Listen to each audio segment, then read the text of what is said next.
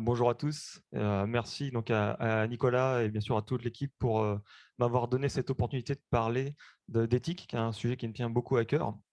Alors, c'est une conférence qui fait quelque part suite à une autre conférence que j'avais donnée en 2019 à Virus Bulletin. Et l'objet du premier talk que j'avais fait à l'époque, ça avait été d'insister sur la nécessité, à mes yeux, d'ouvrir un dialogue sur le sujet dans la communauté en raison de la place stratégique que notre communauté occupe un peu malgré nous.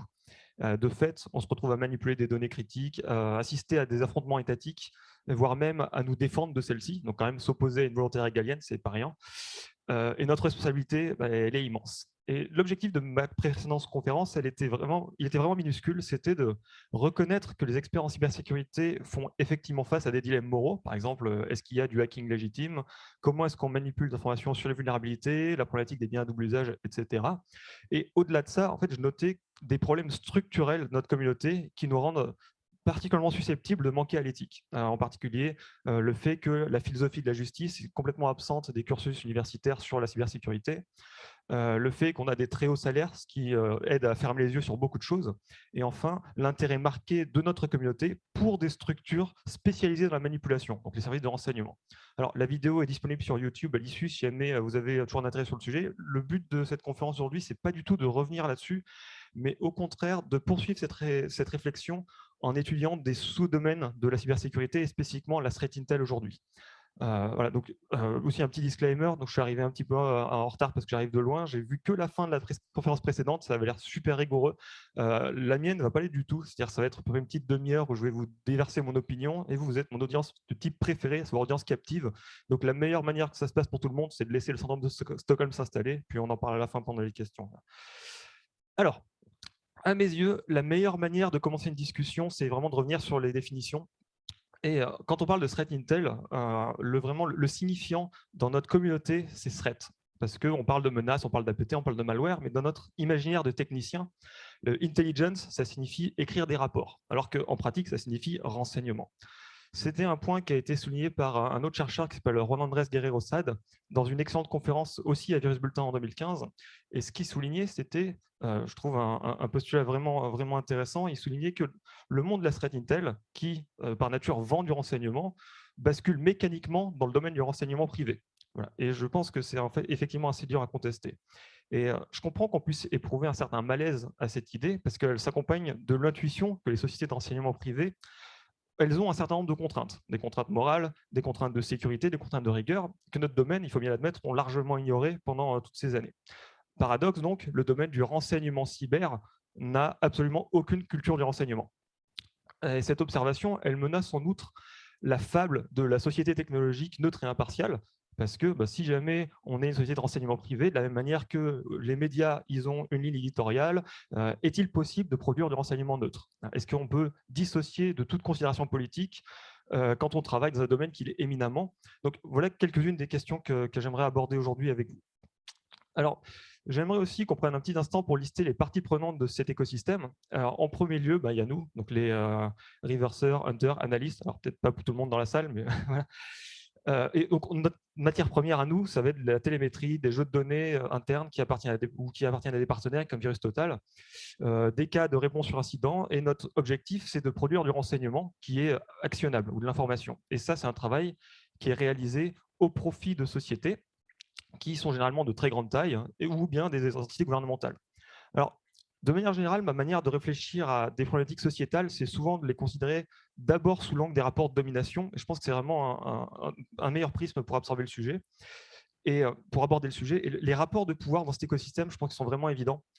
Donc, on a des chercheurs qui dépendent financièrement de leurs employeurs, des sociétés qui dépendent de leurs clients, et ça va même encore au-delà. C'est-à-dire que les gouvernements du monde entier ont des pouvoirs de régulation et même des pouvoirs de nuisance à travers embargo, interdictions, sanctions, qui peuvent exercer de manière totalement unilatérale. Et si on en restait là, ce serait un écosystème qui serait relativement simple, mais il y a en plus une dernière petite relation qui est celle-ci, c'est que les chercheurs, en divulguant des informations sur les activités des gouvernements, portent en réalité atteinte à des prérogatives, ou du moins à des activités régaliennes. Et ces révélations dont on est à l'origine ont des impacts sur les opérations. Donc on va brûler des outils, exploits, backdoor, ça peut coûter des millions de dollars de recherche et développement. Mettre en lumière certaines activités, certains agissements est susceptible de créer des tensions diplomatiques. On peut créer aussi de l'embarras pour les attaquants qui sont, encore une fois, des gouvernements, donc ce n'est pas tout à fait anodin. Mais c'est une toute petite flèche malgré tout. Pourquoi? Parce que c'est un tout petit pouvoir. Donc on a quand même ici un problème qui est structurel. Ce problème, c'est que le domaine de la threat intelligence ne peut pas s'empêcher d'avoir un impact négatif sur des entités qui ont un pouvoir de vie et de mort sur lui, parce que c'est sa raison d'être. Et donc, des frictions sont absolument inévitables.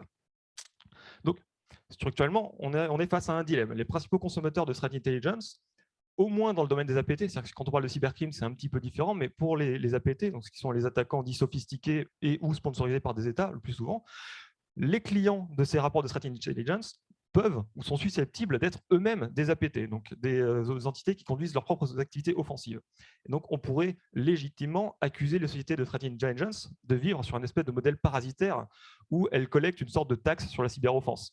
Ou plus charitablement, on pourrait nous qualifier d'un service glorifié de Q&A, pardon, QA, donc Quality Assurance, pour attaquants sponsorisés par les États.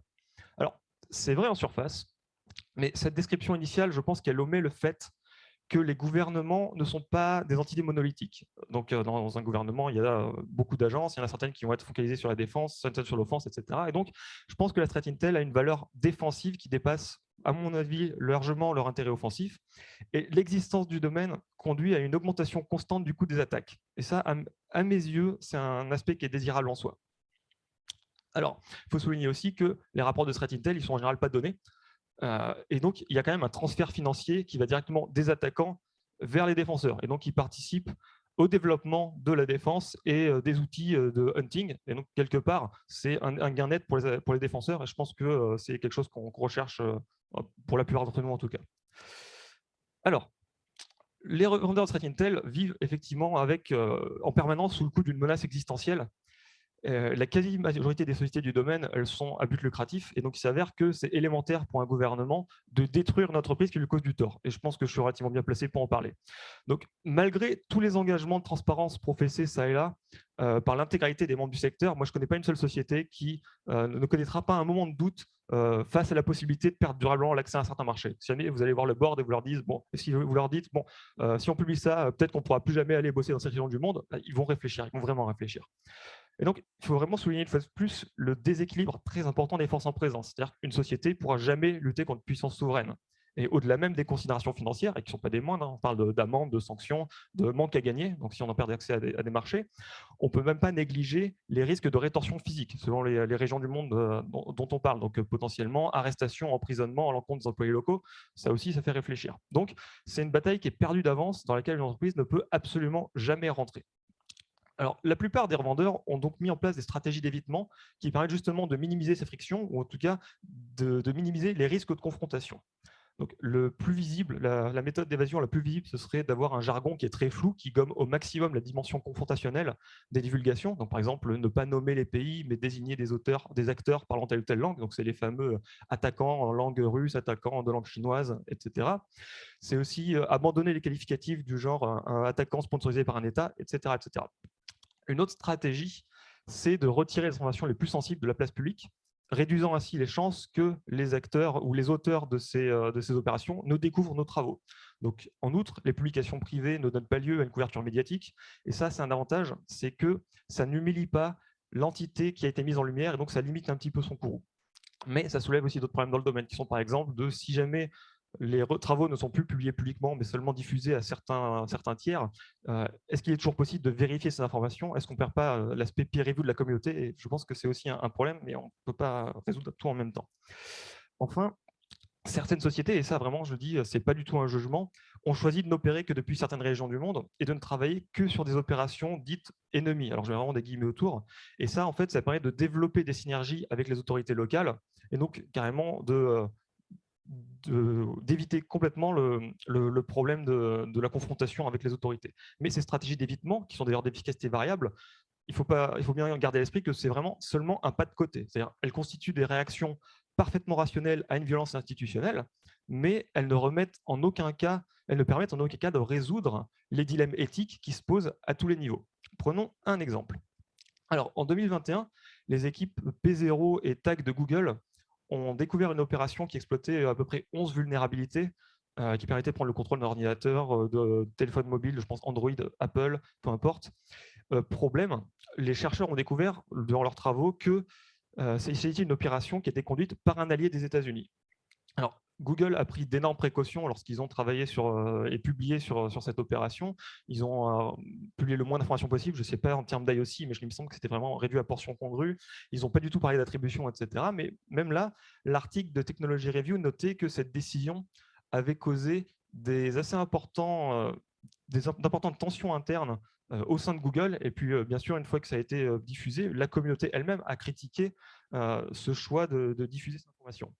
Alors, ça pose une question. La question, c'est est-ce qu'il peut y avoir des attaques légitimes? Et là, je ne parle pas du tout d'aspect légal, mais d'aspect purement moral et éthique. Donc moi, personnellement, je ne conteste pas la possibilité théorique d'une opération légitime. Donc pour les gens dans la salle, il y en a sûrement qui reconnaissent le concept d'État. On le définit généralement comme le monopole de la violence légitime.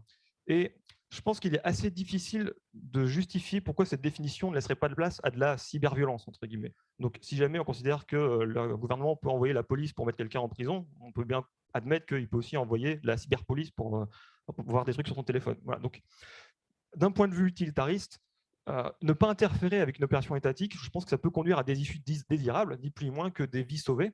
Et ça, c'est quand même un argument fort, quoi.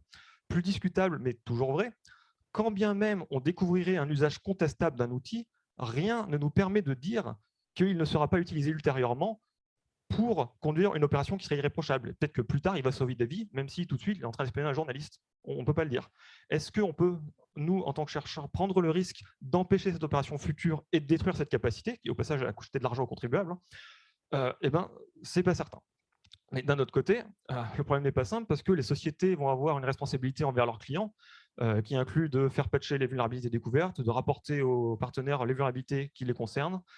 Il y a aussi le fait que quand bien même un exploit serait utilisé par une APT amicale, entre guillemets, rien ne permet de dire qu'elle ne sera pas utilisée par d'autres attaquants plus tard. Donc, il faut bien noter que à chaque fois que Google a la capacité d'observer une attaque qui est conduite par un État, on peut bien imaginer que d'autres États qui vont avoir des capacités d'interception similaires ou supérieures à Google sont capables d'observer eux aussi cette même opération et puis eux-mêmes de récupérer ces exploits et de les utiliser à des fins qui seraient considérées comme contraires à l'éthique. Donc, est-ce qu'on peut vraiment attendre d'une société privée comme Google qu'elle développe son propre vulnerabilities equity process pour peser le pour et le contre? Je pense que c'est beaucoup demandé. Et au passage, ça, c'était la partie simple. Pourquoi? Parce qu'il y a une question plus profonde qui est de savoir quelle est la légitimité d'une société privée à déterminer la légitimité d'une attaque. C'est-à-dire quelle est notre compétence. Notre travail se base sur des éléments purement techniques qui sont dénués de contexte politique. Et donc, si on peut obtenir généralement une vague idée de quelles sont les intentions ou quelles sont les victimes, quels sont les attaquants, les informations sur l'intentionnalité, elles demeurent à jamais inaccessibles. Et donc, l'espionnage d'un opposant politique ou d'un universitaire, elle peut sembler sur le papier complètement amoral, mais en pratique, peut-être que ceux-ci sont coupables de collaboration avec l'ennemi. Alors là, ça justifierait potentiellement l'intérêt des services de renseignement. Et à l'inverse, je suis absolument convaincu qu'il y a déjà eu des cas de musulmans qui ont été espionnés sur des soupçons de terrorisme et qui étaient totalement infondés. Donc, est-ce qu'on est prêt à faire ce choix nous-mêmes? Alors, un exemple un peu plus provocateur, c'est le vol de secrets industriels qui, par exemple, dans le cas du Covid, il y a beaucoup de sociétés qui travaillaient sur des vaccins qui ont été ciblés par des attaques supposées étatiques. Est-ce que nous, en tant que chercheurs, on est capable, est-ce qu'on est prêt à assumer la responsabilité de décider qu'un pays n'aura pas accès au vaccin si jamais il ne peut pas s'acquitter des droits de brevet? Parce que potentiellement, c'est la prérogative d'un pays de faire tout ce qui est en son pouvoir pour aller obtenir un moyen de protéger sa population. Et donc, est-ce que c'est à nous de nous opposer à cette volonté, ou en tout cas à nous de décider si oui ou non cette volonté qui est régalienne et légitime? Je ne suis pas sûr. Donc, même dans un monde où nous disposerions d'une information parfaite, je crois qu'on est obligé d'admettre que des pays différents vont avoir une vision radicalement opposée de qui est le terroriste et qui est l'oppresseur, et savoir à qui donner raison, c'est pas toujours facile. Donc l'objet, c'est vraiment pas de tomber dans une sorte de relativisme moral en rejetant les notions même de bien et de mal, mais juste de souligner que trancher sur ces questions revient à se substituer aux États. Alors, est-ce qu'on attend de Google qu'il soit l'arbitre des élégances du monde cyber? Est-ce qu'on demande à une multinationale d'assumer des prérogatives régaliennes? Moi, il me semble que c'est un petit peu hypocrite parce qu'on accuse ces multinationales par ailleurs de concentrer trop de pouvoir. Et bon, enfin, fermer les yeux sur une campagne cyberattaque ne peut que nourrir des soupçons sur la trop grande proximité de notre communauté avec les services de renseignement. Et ça, c'est une polémique dont certains se passeraient bien. Alors, ma réponse à ce dilemme, elle se trouve dans la philosophie de Montesquieu, en particulier cette idée que je trouve très puissante, c'est l'idée de la séparation des pouvoirs. Alors, cette idée, elle prend racine dans la notion que le pouvoir corrompt, y compris le pouvoir d'aller lire les mails de n'importe qui. C'est, je pense, assez bien illustré par les révélations d'Edward Snowden quand il avait décrit le phénomène du love int. Donc, c'était le fait que les analystes de la NSA pouvaient aller regarder, espionner leur ex, leur conjoint avec des outils étatiques.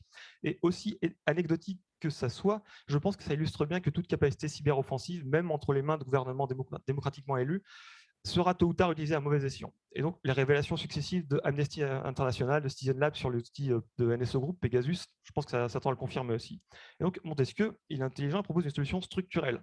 Donc, il dit, on va répartir le pouvoir en travers de plusieurs entités qui vont s'équilibrer mutuellement. Alors, le rôle des gouvernements est, entre autres, d'assurer la sécurité des citoyens, et à ces fins, on peut volontiers leur reconnaître le droit de conduire des cyberattaques légitimes. Mais afin d'empêcher ces abus, je pense qu'il est aussi nécessaire que ceux-ci puissent être découverts. Et je pense que c'est là que notre industrie a un rôle à jouer. C'est uniquement parce que les cyberattaques ont une chance d'être découvertes que les attaquants sont contraints d'y recourir avec parcimonie. Je suis intimement convaincu que dans tous les pays du monde, même les pays les plus démocratiques, les pays nordiques, tout ce que vous voulez, si jamais il n'y avait aucune chance que les polices ou que les entités étatiques ne se fassent prendre, eh bien, ils prendraient moins de précautions et certainement ils auraient la main un peu plus légère sur les moyens qui se permettent d'utiliser. Donc, pour moi, la destruction d'opérations légitimes, c'est en réalité l'effet de bord d'un système qui est plutôt vertueux. Donc, même dans les cas de figure indésirables, comme celui qui nous occupe avec Google, on ressort quand même avec 11 vulnérabilités qui ont été patchées. Et ça, je trouve que même à ce niveau-là, on peut trouver un argument utilitariste. Donc voilà, moi, je suis vraiment intimement convaincu que toute tentative de notre communauté de se mêler à la sécurité nationale, ça va se solder par un désastre. Donc laissons la sécurité nationale aux États, concentrons-nous sur la protection des clients, l'amélioration du coût de sécurité, l'amélioration du niveau de sécurité globale. Je pense que tout le monde en sortira gagnant. Et je note que pour clore cette section, notre communauté n'a cependant pas les garanties qui lui permettraient d'agir comme un véritable contre-pouvoir. C'est-à-dire que la presse a la liberté de la presse, on a un droit de grève, etc. Mais il n'y a pas, à ma connaissance, de droit constitutionnel de cramer des attaques étatiques. Je pense qu'il en faudrait un. Mais si jamais la pression devient trop forte, il n'est pas impossible qu'un jour, on soit contraint de nous réinventer comme peut-être des organes de presse ou des ONG. Alors, un contre-argument que j'ai lu ça et là, et pas forcément dans le cadre de ce même débat, c'est que toutes les cyberattaques ne sont pas égales. Alors, l'auteur de ce tweet a parfaitement droit à son opinion. Là, le but, c'est pas de l'afficher voilà, sans qu'il soit en mesure de répondre. Donc, c'est pour ça que je masquais les informations. L'idée ici, c'est qu'il y a une distinction entre espionnage et vol. Alors en soi, elle me paraît un peu artificielle parce que l'espionnage, par définition, c'est un vol d'informations. Donc je ne suis pas sûr que la finalité de ce vol change fondamentalement la nature de l'acte. Au-delà de ça, cet argument, il exige aussi un petit rappel sur la nature parcellaire des informations à notre disposition. Alors, qui peut dire avec certitude quelles sont les missions des agences qui sont citées ici? Donc NSA, GCHQ, bon, pas moi. 2, au-delà de ces missions, est-ce que quelqu'un peut assurer qu'en pratique, il ne dépasse jamais du cadre de ses missions et qu'effectivement, il ne se livre pas du vol d'informations technologiques qui leur permettrait d'avantager leurs entreprises nationales? Je ne sais pas. Et 3, quand bien même ce ne serait pas le cas, et là je trouve que je suis vachement généreux, pense-t-on vraiment que la NSA ou le GCHQ ne se livrerait pas à de l'espionnage industriel demain si jamais la Chine faisait une percée technologique majeure? Voilà, je pense qu'à ce moment-là, ils se sentiraient parfaitement légitimes sous le couvert des intérêts souverains nationaux ou quelque chose comme ça, de changer leur doctrine si besoin. Et donc, cette distinction-là, je pense qu'elle est faite depuis une position de force et qu'à ce titre, moralement, elle est faible. Alors, en réalité, cet argument, il contient à mes yeux une faille théorique qui est encore plus profonde. C'est la notion que des États seraient moraux et d'autres ne le seraient pas. Donc, à ma connaissance, tous les États du monde possèdent un concept d'intérêt national, une raison d'État. Et ça, c'est un principe qui revient à dire que les États ne se comportent pas, et d'ailleurs ne devraient pas toujours se comporter comme de manière éthique. Et ça, c'est une manière polie de dire que parfois, les intérêts de la nation, ils passent avant, quoi. Donc, c'est pour ça que certains gouvernements arment des rebelles, destituent d'autres gouvernements démocratiquement élus ou commettent des assassinats extrajudiciaires. Et je pense qu'il faut être vraiment naïf pour penser que ça ne s'applique pas aux cyberattaques. Donc, toute discussion, à mon avis, qui lie moralité et État, elle me paraît vaine, et puisque ceux-ci, par essence, n'y s'y sentent même pas soumis. Donc, je souligne au passage que ce n'est pas seulement une vision médiévale de la politique. Des experts en relations internationales de notre époque, par exemple John Mearsheimer, souligneront à chaque occasion que la moralité, c'est vraiment un vernis dont on se débarrasse à l'instant où il est plus pratique. Donc, la solution, pour moi, elle n'est pas là. Alors, autre dilemme. Alors, il y a quelques semaines, il y a une grande société du domaine qui a annoncé la fusion entre deux clusters. Alors, bon, la partie technique, je vous l'épargne, mais c'est l'idée, ils avaient deux groupes d'attaquants, et au bout d'un moment, ils ont dit « Ah, en fait, on pense que c'est les mêmes », et donc ils ont rassemblé. Moi, j'avais été frappé par l'absence de justification qui était fournie. Donc, outre ce qui est sur la diapositive, là, l'article, c'était vraiment qu'un historique des deux groupes, les TTP qui étaient utilisés, et la seule justification pour cette fusion, elle est d'ailleurs faite dans ce paragraphe que vous trouvez ici, et même spécifiquement la dernière phrase. Donc, notre évaluation est basée sur des données de première main que nous avons récoltées, et le résultat de comparaison et analyse poussée entre UNC 2452 et notre connaissance étendue d'APT 29. Bon, encore une fois, l'objet, c'est vraiment pas de dénoncer une société ou une autre, donc chacune d'entre elles va avoir sa politique d'attribution propre, il va avoir des logiques internes et son écosystème, et donc c'est pas à moi d'arbitrer quels comportements sont les bons et les mauvais, mais je pense qu'il est important d'avoir une discussion sur les pratiques du milieu et de réfléchir à l'impact de nos actes sur la trajectoire de notre industrie dans son ensemble. Parce que le sujet ici, c'est la vérifiabilité des recherches. Et je souligne encore je souligne vraiment ici qu'il n'y a aucune raison de douter du bien fondé de cette fusion. Je pense même qu'ils ont totalement raison. Mais voilà, c'est pas vraiment ça la question. La question a été résumée un petit peu mieux sur Twitter au cours d'une discussion sur ce sujet précis. La question, c'était est-ce qu'il vaut mieux révéler une information qu'on ne peut pas justifier publiquement ou alors la passer sous silence? Alors, il est possible qu'il faille juger au cas par cas, mais moi, j'aurais posé malgré tout une piste de réflexion qui se base sur une question. Et la question, c'est à quoi sert une attribution politique? Donc, attribution politique, c'est quoi? C'est le fait d'associer une attaque à un pays. Cet acte n'a strictement aucune valeur pour les victimes. Pourquoi? Parce que la victime ne peut rien faire de sa formation. Elle ne peut pas obtenir réparation. Personne ne va traîner la Corée du Nord en justice. Ça ne va pas aider à se défendre mieux. Ce n'est pas parce qu'on est attaqué par la Corée du Nord que tout à coup, on peut installer un meilleur antivirus ou je ne sais pas quoi. Donc, ça ne sert à rien. Cette attribution politique, finalement, elle n'a d'utilité qu'à un niveau diplomatique. Autrement dit, l'effet d'une attribution politique, à notre échelle d'entreprise, à nous en tout cas, n'est ressenti que dans la mesure où il est repris par les pouvoirs publics et par les médias. Et la vraie question qui est derrière tout ça, en fait, c'est savoir si on souhaite participer au jeu diplomatique ou pas. Et c'est une question qui n'est pas tranchée. D'ailleurs, je la laisse à chaque individu et chaque entreprise sans porter de jugement. Mais par contre, quand on choisit de faire une attribution politique, depuis quelle position la faisons-nous? Est-ce qu'on la fait comme des chercheurs ou est-ce qu'on la fait comme des tiers de confiance? Et mon opinion personnelle est que si on a vocation à publier des travaux qui vont avoir un impact médiatique, on se doit d'apporter des preuves. Et c'est à cette seule condition, finalement, qu'on pourra prétendre à une forme d'impartialité, et plus important encore, qu'on conserve vraiment un rôle d'observateur et non pas un rôle d'acteur. Parce que le rôle d'acteur, je le rappelle, il est particulièrement dangereux pour notre industrie. La difficulté est que ces décisions individuelles, elles vont avoir un impact global. Comment est-ce que le grand public, comment est-ce que même les gouvernements sont censés faire le tri entre les sociétés qui sont observatrices, les sociétés qui sont actrices?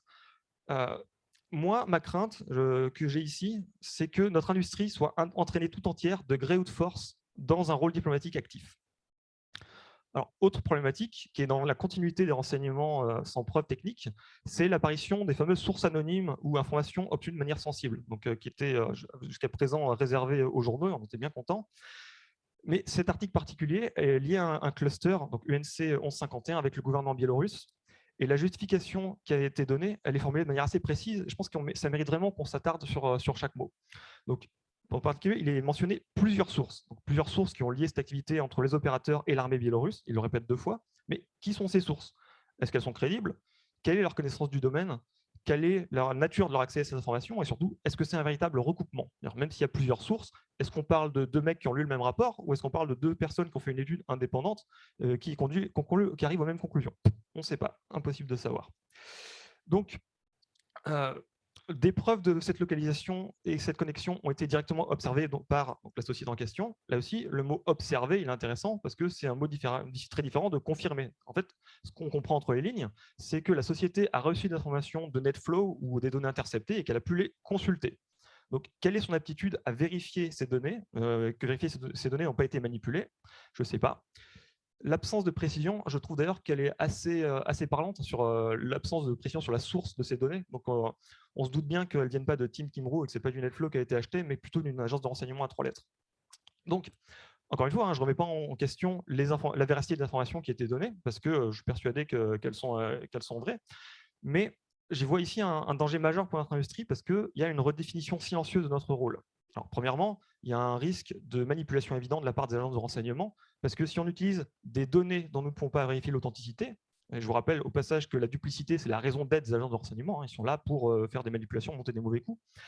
Et deuxièmement, publier ces informations en notre nom, ça redéfinit le rôle de notre industrie, parce qu'on n'est plus des chercheurs, on n'est plus des observateurs, on est des porte-parole des agences de renseignement. Donc, on est des blanchisseurs de renseignement. Et ça, c'est une situation qui nous engage tous. Parce que si jamais de telles pratiques existent, eh ben, ça va bientôt être très très difficile de ne pas soupçonner que tout le monde en est coupable partout. Alors, afin d'étudier ces dilemmes, moi je propose l'introduction d'un nouveau critère simple d'évaluation pour les comportements dans le monde de la threat intelligence. Alors, initialement, voilà, je voulais lui donner un autre nom, je n'ai pas eu le droit, mais je vous donne un indice, ça a commencé par la même lettre. Donc, en quelque sorte, c'est un peu une déclinaison de l'impératif catégorique d'Emmanuel Kant. La moralité a une composante universelle. Et donc, l'idée, c'est qu'on ne peut pas considérer comme un acte comme moral si jamais il ne l'était pas aussi pour ceux qu'on considère comme nos ennemis. Alors, voilà, je sais que la formulation, elle paraît un petit peu salée comme ça, mais je vous promets, ça marche pour de vrai. Illustration. Donc, imaginez qu'une société russe, ou même chinoise si vous préférez, publie sur des actions étatiques locales. Honnêtement, rien de choquant, ça arrive régulièrement sans quiconque lève le sourcil. À l'inverse, par contre, une société russe qui dirait que les malwares ou les exploits du gouvernement seront désormais considérés comme amicaux et du coup qu'il n'y aurait plus de recherche dessus, ben là, ce serait considéré comme un véritable tollé. Donc, penser que Google serait soumis à des règles différentes, pour moi, ça révèle un peu du double standard. Et il en découle pour moi que lorsqu'ils ont décidé d'effectivement publier les informations, leur comportement a été parfaitement moral. Dans un deuxième cas, si jamais une société étrangère publie un rapport de threat intel qui impliquait une APT occidentale, sans jamais donner la moindre information technique, figurez-vous que ça s'est produit en février dernier. Donc c'est une société chinoise qui a sorti un article de blog au sujet de Equation Group, donc, qui est APT suspecté d'être associé à l'Occident. Et ma réaction, ça a été plus ou moins ça, parce qu'il n'y avait pas beaucoup d'informations. Donc bon, l'article, on le regarde rapidement, puis on passe à autre chose. On suspecte qu'il y a peut-être un dessin politique derrière, mais on peut pas forcément trancher dessus. Donc bon, tant mieux pour eux, quoi. Dernier scénario, imaginons qu'une société russe utilise des informations du FSB pour attribuer une attaque. Voilà, je pense que ça se passe de commentaires. Donc, la conclusion de mon intervention, qui va être un peu amère, c'est que l'ère de la threat intelligence neutre est probablement derrière nous. Il y a toujours eu des choix à faire, le fait de savoir sur quels APT on va concentrer nos efforts, savoir à quel moment on arrête les recherches, quand est-ce qu'on publie nos travaux, etc. Et à mesure que le domaine de la cybersécurité prend de plus en plus d'importance sur le plan diplomatique, je pense que la posture de prestataire technologique indépendant que beaucoup souhaitent adopter va devenir de plus en plus difficile à tenir, non pas du fait de volonté individuelle, mais du fait de structure de l'industrie qui mécaniquement est en train de dessiner des lignes rouges. Donc, cette structure, elle pose des défis qui sont fondamentaux. Est-ce que notre industrie va devoir changer en raison des tiraillements internationaux? Ça, je le pense. Est-ce qu'on peut aujourd'hui encore faire de la threat intelligence sans être aligné sur un bloc géopolitique? Est-ce qu'on a encore le contrôle du destin de notre industrie? Voilà, moi, je n'ai pas la réponse à ces questions, mais j'espère qu'on pourra avoir cette discussion avant d'être tous absorbés en silence. Voilà. Merci à tous pour votre attention. Merci beaucoup, Yvan.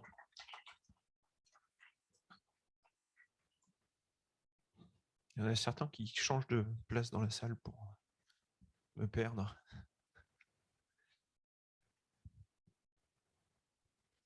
Merci beaucoup pour ta présentation. Excellente présentation. J'ai une petite question, je ne sais pas si tu vas y répondre. Quel est ton avis sur l'asymétrie dans le fait que les ingénieurs, les développeurs, les opérateurs, donc les salariés qui mènent des opérations offensives pour les agences chinoises ou russes sont publiquement nommés et traduits en justice par les Américains, alors que les ingénieurs, les développeurs, les opérateurs, donc les salariés de la NSA, eux, sauf un qui a été publiquement nommé, ne sont pas publiquement nommés ni poursuivis en justice? Je pense que c'est un des développements passionnants de la géopolitique actuelle, en tout cas en ce qui concerne la cybersécurité, dans le sens où on a vu que depuis 2019, peut-être 2018, le name and shame, c'est devenu une composante vraiment importante de la stratégie américaine de déterrence, enfin comment ils appellent ça en français, je ne sais plus, mais dissuasion, merci beaucoup. Voilà. Donc, ils sont passés là-dessus. Je pense que l'Europe, elle est en train de suivre peu à peu, parce qu'en général, on a tendance à horizon 5-10 ans à s'aligner. Les autres blocs, ils n'ont pas fait ce choix actuellement. Mais c'est évident qu'ils se posent la question et qu'un jour ou l'autre, ils vont peut-être commencer à émettre leurs propres sanctions aussi. Voilà. Et à ce moment-là, je pense qu'on va avoir des threads Twitter vraiment, vraiment intéressants sur des gens qui disent « Ah, mais c'est quelqu'un de la DGSE, c'est quelqu'un de GCHQ, mais comment ils ont pu les balancer? C'est quand même scandaleux, ils font leur job. » Voilà. Donc, moi, ma position sur éthiquement, je pense qu'il n'y a pas vraiment grand-chose à dire. Là, c'est vraiment une stratégie étatique de dissuasion. Bon, est-ce que ça marche, que ça ne marche pas, j'en sais rien. Est-ce que ça nous arrive à nous aussi? Ça, j'en suis persuadé. Ouais. D'ici 5 à 10 ans, ce sera peut-être plus Twitter.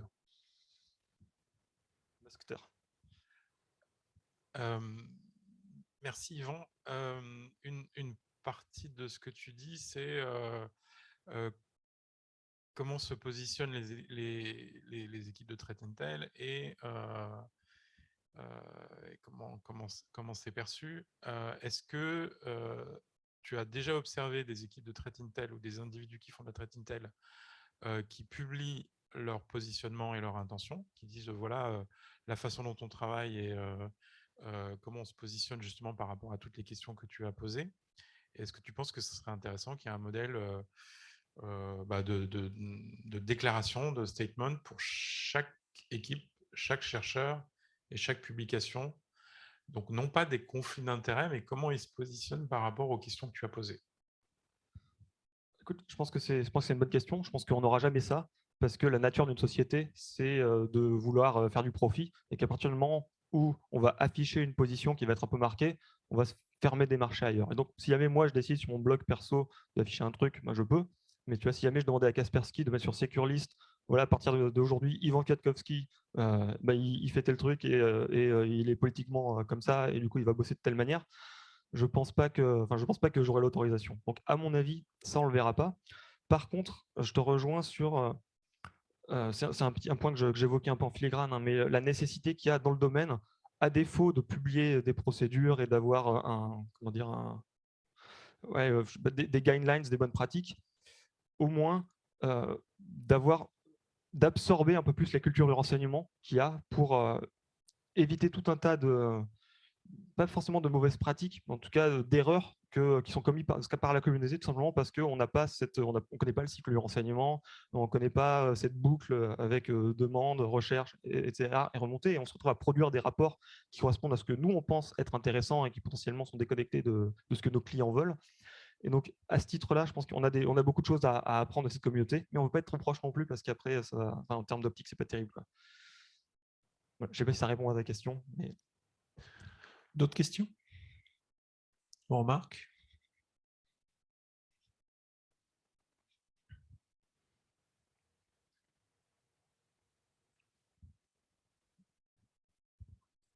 Bonjour. Est-ce que tu parlais d'éventuellement monter une espèce de forme institutionnelle des hackers, un peu comme celle dont bénéficient les journalistes dans la presse? Est-ce que tu ne penses pas qu'un chercheur peut tout simplement se rapprocher d'un journaliste quand il a quelque chose à publier pour être du coup protégé par sa carte de presse? Ça ne va pas marcher parce que le chercheur indépendant, il ne peut pas faire vraiment de la threat intel. C'est-à-dire que moi, pour pouvoir bosser, j'ai besoin de la télémétrie de Kaspersky, j'ai besoin peut-être de l'accès à Virus Total qui coûte un bras et demi.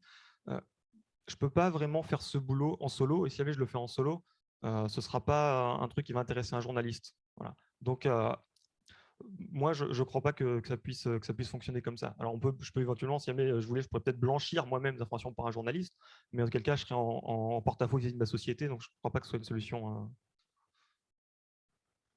Il y a peut-être des gens qui utilisent des journaux pour parler de rançongiciel et liquer des infos. Ça s'est peut-être vu dans le monde francophone. Je ne donnerai pas de nom. Merci. Moi, juste une petite remarque par rapport à la question qui vient d'être posée. J'ai vu le cas il n'y a pas longtemps. C'est une affaire qui se déroulait aux États-Unis, mais la procédure était un peu ça. On avait un journaliste qui avait découvert des informations, gros leaks d'informations personnelles.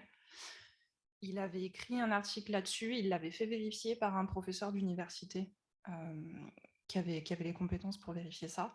Et en fait, tout le monde a été interviewé par le FBI derrière, de façon indépendante, y compris le professeur qui avait, entre guillemets, rien fait, si ce n'est vérifier les résultats et dire oui, ok, il y a un truc qui ne va pas. Donc en fait, on ne peut pas vraiment se cacher, je pense, derrière le côté, il y a un journaliste qui transmet l'information, parce que chaque personne est étudiée indifféremment. Et puis le journaliste, quand le FBI lui demande ses sources, il les donne. Au bout d'un moment, on lui dit tu vas finir en prison, tout ça, ça va pas. Il dit oui, oui, j'ai travaillé avec le professeur machin. Voilà. Donc je pense que c'est une sécurité pas très très efficace. Nous aurons le plaisir d'avoir Antoine Champagne cet après-midi parmi nous, donc on pourra reposer la question et avoir son avis.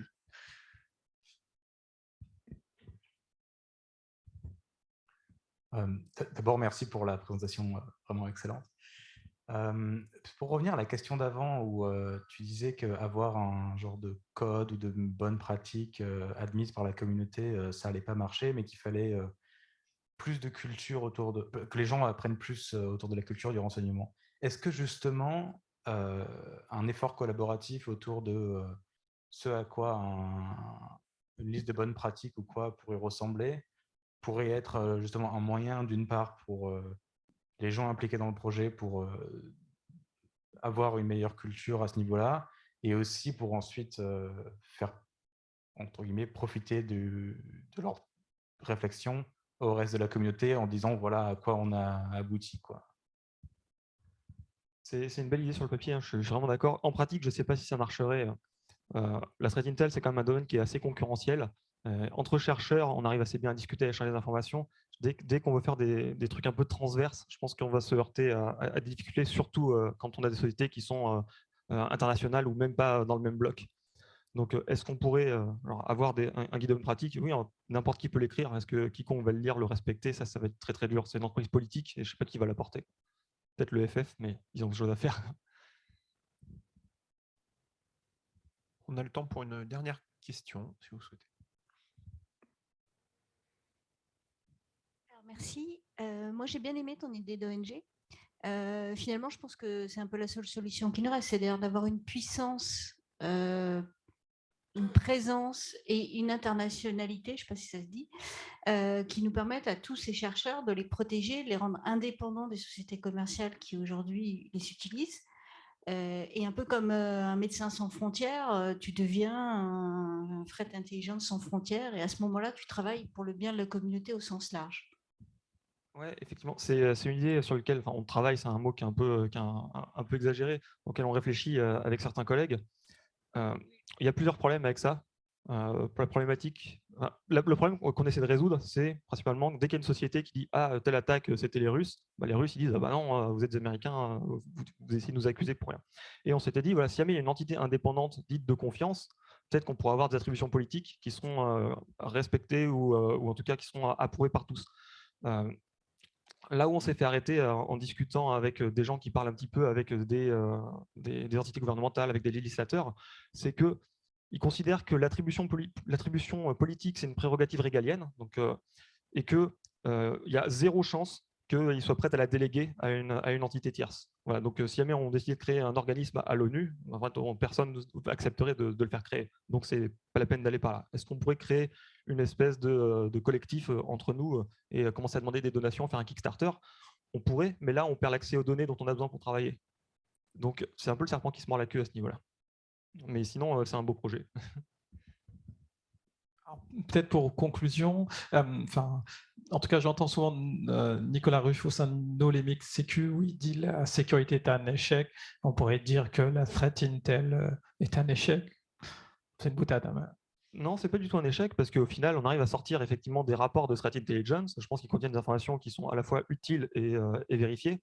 Donc, résultat, on arrive bien à produire, on a une production intellectuelle qui est, en tout cas, je l'espère, de qualité et utile. Donc, à ce titre-là, il y a des choses qui marchent. La question, c'est dans quel contexte on le fait et dans quel contexte on va pouvoir le faire demain. Et je ne dirais pas que ce sera un échec si on ne peut plus, mais je dirais peut-être que la fête, c'est fini.